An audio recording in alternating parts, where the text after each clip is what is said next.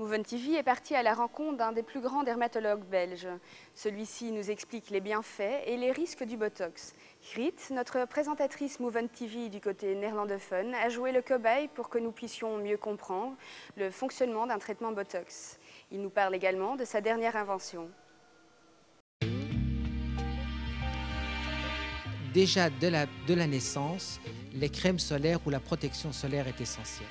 Parce que les rides et le dégât solaire se fait en grande partie entre 0 et 3 ans. Bon, les crèmes, ils ont évidemment leur place essentielle dans le traitement, mais on peut aller au-delà des crèmes. Et là, on se met à introduire des produits actifs en dessous de la peau et ça se fait par biais d'une injection. On peut aller plus loin, on peut aller vers les lasers, les peelings, etc. Et pour ça, on a établi un schéma de traitement. La première étape qu'il faut prendre, c'est d'examiner les besoins de votre peau. Ils sont très spécifiques, ils sont individuels pour chaque peau autrement.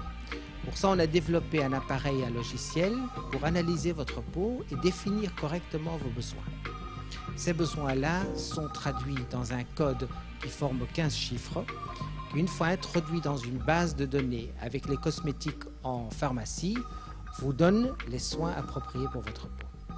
Et ça, c'est juste des soins de visage ou aussi pour le corps? Il y a également le corps là-dedans, où on se met sur 11 régions qui vont du visage jusqu'au corps et même aux ongles et aux soins intimes.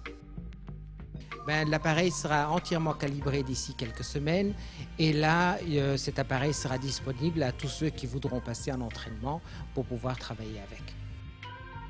L'idée, c'est partout où on distribue des produits de soins, une analyse préalable sera la norme.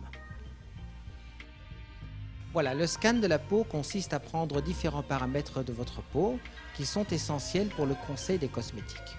Une fois que c'est fait, on obtient le code.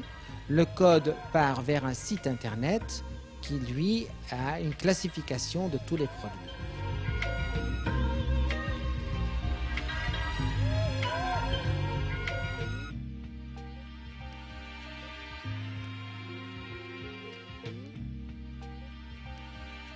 Bien, notre premier site ici, c'est un site qui a été dédié aux dermatologues, c'est-à-dire aux professionnels de la peau qui traitent également des maladies. Et on a mis dans la colonne de droite toutes les conditions de peau qui nécessitent un soin cosmétique plus poussé.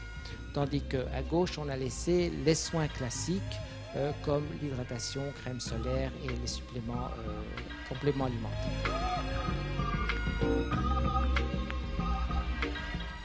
C'est vrai que le Botox a beaucoup plus d'applications que les rides. Il a débuté avec les contractions musculaires.